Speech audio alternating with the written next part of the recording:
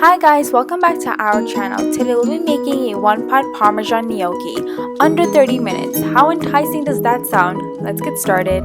I'm using store-bought ready-made gnocchi. Cook the gnocchi according to the package directions. Drain and set aside. Next, melt your butter over medium heat and add your minced garlic and saute for about 1 minute.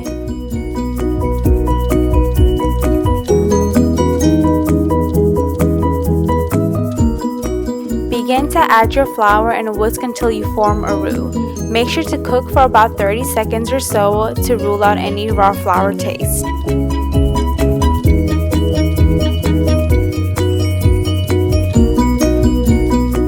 Slowly add in your milk and whisk until there aren't any lumps left. Cook for 2 to 4 minutes until the sauce thickens. Stir in your chopped spinach and cook for an additional 2 to 4 minutes until the spinach has wilted. Next, add in your salt and pepper to taste.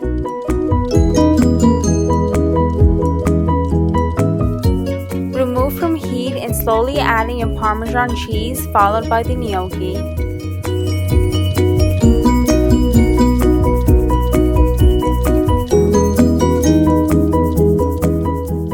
And there you have it, creamy and delicious Parmesan spinach gnocchi.